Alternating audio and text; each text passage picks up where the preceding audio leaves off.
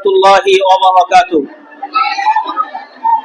Alhamdulillahi rabbil alamin. Wassalatu wassalamu ala asyrafil anbiya'i wal mursalin wa ala alihi wa sahbihi ajma'in. Amma ba'du fa a'udzu billahi minasy syaithanir rajim. Bismillahirrahmanir rahim. Inna nahnu nazzalna dzikra wa inna lahu lahafizun. Sadaqallahul aliyyul azim wa sadaqa rasuluhun nabiyyul karim. Wa nahnu ala dzalika minasyahidin wa syakirin. Walhamdulillahi rabbil alamin.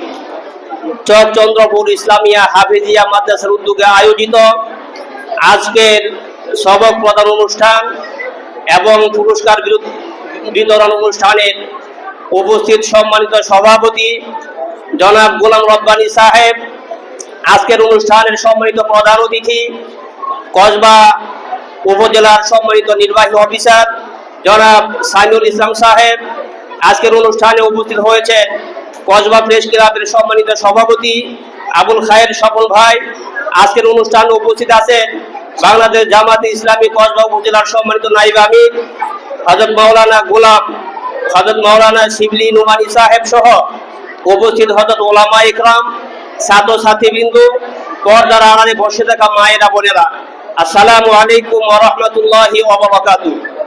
আপনারা দীর্ঘ সময় কথা শুনেছেন, আমরা শেষের দিকে চলে এসেছি। 2-4-5 মিনিট একটু ধৈর্য ধরুন, একটু অপেক্ষা করুন। আমাদের 2-4-5 মিনিটের ভিতরেই আমরা মোনাজাত দিয়ে ফেলবো ইনশাল্লাহ। এরপরে আমাদের অনুষ্ঠান শেষ হয়ে যাবে।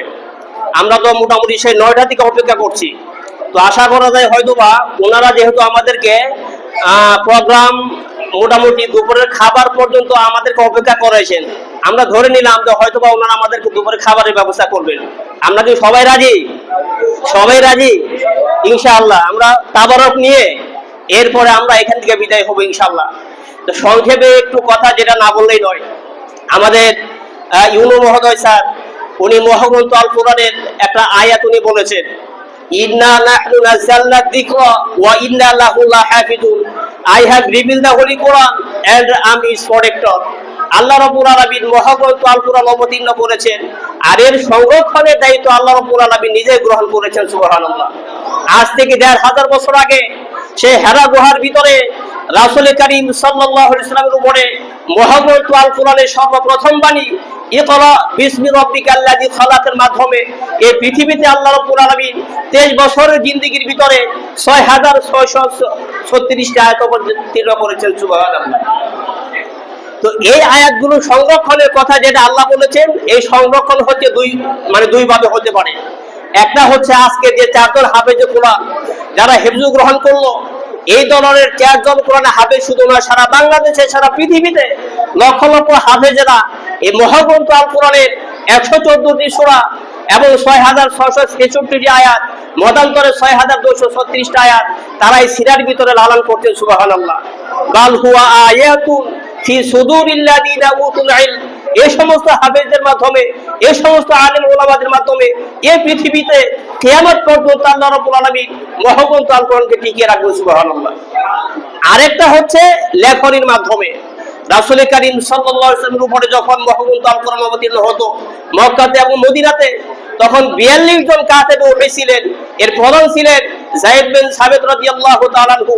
তার নেতৃত্বে এভাবে, যদিও তখন প্রেস ছিল না, এভাবে মুদ্রণের ব্যবস্থা ছিল না, কিন্তু এভাবে পাথরের উপরে এরপরে বিভিন্ন ভাবে তারা চিরকুটের মাধ্যমে তারা লিখে রেখেছেন।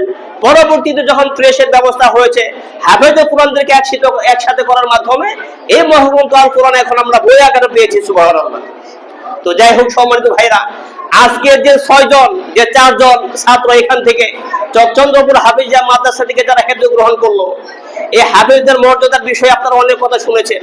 আমাদের আবুল খায়ের স্বপন ভাই প্রেস ক্লাবের সম্মানিত সভাপতি, তিনি একটা হাদিস বলেছেন, মান কারাআল কুরআনা ফাস্তাযহারাহু ফাআহাল্লা হালালাহু ওয়া হারামা হারামাহু ওয়া আদখালাহুল্লাহু বিহিল জান্নাহ ওয়া শাফাআহু ফি আশারাতিন মিন আহলি বাইতিহি কুল্লুহুম ক্বাদ ওয়াজাবাত লাহুম নার। যারা কোরআনকে মুখস্থ করার পরে হালালকে হালাল হিসাবে মেনে নিবে, হারামকে হারাম হিসাবে মেনে নিবে, এই মহাগ্রন্থ আল কোরআন তাদেরকে জান্নাতে দিবে। সুবহানাল্লাহ। এমন 10 জন দাগী আসামি যাদের জন্য জাহান্নাম ওয়াজিব হয়েছে, তাদেরকেও সুপারিশ করে তারা হাবিব সাহেবরা জান্নাতে নিয়ে যাবে, সুবহানাল্লাহ। তো যাই হোক, সম্মানিত উপস্থিতি, এরপরে আরেকটা কথা বলি, দেখেন পৃথিবীতে কেবলমাত্র শুধুমাত্র একটা গ্রন্থ এখন বেঁচে আছে, তার প্রত্যেকটা অক্ষরে কমসে কম 10টা করে নেকি, হাদিস আমরা সবাই জানি। কিন্তু এই নেকি পাওয়ার জন্য কোরআনটা বিশুদ্ধভাবে পড়া দরকার, ঠিক কিনা কর? আল্লাহ রাসূল বলেছেন, রুব্বা কারি ইয়াকরাউল কুরআন ওয়াল কুরআন ইয়ালআনুহু, অনেক কোরআনের পাঠক এমন রয়েছে যারা কোরআন পড়লে সওয়াব হবে, দূরের কথা উল্টা গুনাহ হয়। কেন গুনাহ হয়? ভুল পড়ার কারণে। কোরআন পড়া শুদ্ধ হয় না। তো প্রত্যেকটা অক্ষরে 10টা করে নেকি সহি শুদ্ধভাবে হইলে, আর ভুল হইলে সওয়াব তো পরের কথা উল্টা আর গুনাহ হবে। তো এই জন্য আমাদের ছোটখাটো বাচ্চা যারা রয়েছে, আপনাদের সন্তানদেরকে এই সমস্ত মাদ্রাসায় শিক্ষিত করার মাধ্যমে অন্তত সেই গুনাহের হাত থেকে বেঁচে যাচ্ছে। এবং এই কোরআন যদি সহি শুদ্ধভাবে পড়া না হয়, তার নামাজ হবে না, অন্যান্য ইবাদত তার হবে না। তো এই জন্য এই সমস্ত হাফেজদের মাধ্যমে আল্লাহ রাব্বুল আলামিন কিয়ামত পর্যন্ত এই পৃথিবীতে কোরআনকে টিকিয়ে রাখবেন। আরেকটা কথা সর্বশেষ আমি বলতে চাই, এই যে মহাগ্রন্থ আল কোরআন, যেটা আমরা নামাজের ভিতরে পড়ি, মাদ্রাসাতে পড়াই, মাহফিলে গেলে আমরা পড়ি, এই মহাগ্রন্থ আল কোরআন কি শুধু মাদ্রাসা, মসজিদ, খতমান মিলাদের জন্য, নাকি আরো কোনো কাজ আছে?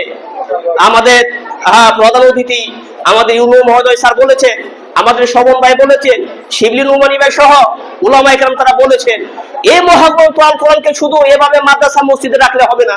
এই মহাগ্রন্থ আল কোরআন মাদ্রাসা যেভাবে থাকবে, মসজিদে যেভাবে থাকবে, মাহফিলে যেভাবে থাকবে, আমার অফিস, আদালত, সংসদ সহ প্রত্যেকটা সেক্টরে, প্রত্যেকটা জায়গায় মহাগ্রন্থ আল কোরআন যদি আপনি সেট করতে পারেন, তাহলেই আপনি ঈমানদার, তাহলেই আপনি মুসলমান।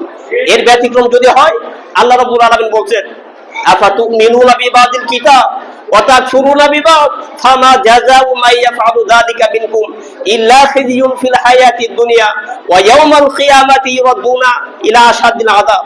যারা কোরআনের কিছু অংশকে মানবা, শুধু মাদ্রাসা, মসজিদ, খতম মিলাদের সময় কোরআন থাকবে, অফিস আদালতে থাকবে না, অন্যান্য জায়গায় থাকবে না, আল্লাহ রাব্বুল আলামিন বলছেন তারা কিতাবের কিছু অংশ মানলো, আর কিছু অংশকে তারা অস্বীকার করলো। আর কিছু অংশকে যারা অস্বীকার করে, আল্লাহ রাব্বুল আলামিন পৃথিবীতেও তাদেরকে জিল্লতি করবেন, মরণের পরে তাদেরকে তো সেই কঠিন জাহান্নামের আগুনে ভুগতে হবে। তো যাই হোক, সম্মানিত উপস্থিতি, আমরা এখন পরিবর্তন চাই। আমাদের বাংলাদেশ এখন পরিবর্তনের দ্বার প্রান্তে, আলহামদুলিল্লাহ। ডাকসুর পরে বাংলাদেশের লোকজন তাকিয়ে আছে রাকসু এবং চাকসুর অবস্থা কি হবে, এবং পরবর্তীতে ফাইনালি আমাদের সর্বত্র সেই দেশের ভাগ্য কিভাবে নির্ধারণ হবে, আমরা সেই দিকে আমরা যেতে চাই। আর আল্লাহ রাব্বুল আলামিন ভাগ্য নির্ধারণের কথা বলেছেন, ইন্নাল্লাহা লা ইউগাইয়িরু মা বিকাউমিন হাত্তা ইউগাইয়িরু মা বিআনফুসিহিম, change the world at first change yourself. তুমি যদি তোমার ভাগ্যকে পরিবর্তন করতে চাও, সবার আগে নিজেকে পরিবর্তন করো। তোমার শিক্ষার মাধ্যমে, নীতি নৈতিকতার মাধ্যমে যদি নিজেকে পরিবর্তন করতে পারো, তাহলে তোমার সমাজ পরিবর্তন হবে, দেশ পরিবর্তন হবে, রাষ্ট্র পরিবর্তন হবে, অফিস আদালত পরিবর্তন হবে। আল্লাহ রাব্বুল আলামিন আমাদের সবাইকে তৌফিক দান করেন। আমরা যেন এই মহাগ্রন্থ আল কোরআনকে শুধু সিরার মাধ্যমে, মুখস্থ করার মাধ্যমে নয়, হাতে কলমে প্র্যাকটিক্যালি আমরা যেন কোরআনকে বাস্তবায়ন করার স্বপ্নে আমরা যেন দেখতে পারি এবং অংশগ্রহণ করতে পারি। আল্লাহ রাব্বুল আলামিন সবাইকে তৌফিক দান করেন, সবাই বলি আমিন। এই কথাটুকু বলেই আমার সংক্ষিপ্ত আলোচনা শেষ করছি। আসসালামু আলাইকুম ওয়া রাহমাতুল্লাহি ওয়া বারাকাতুহু।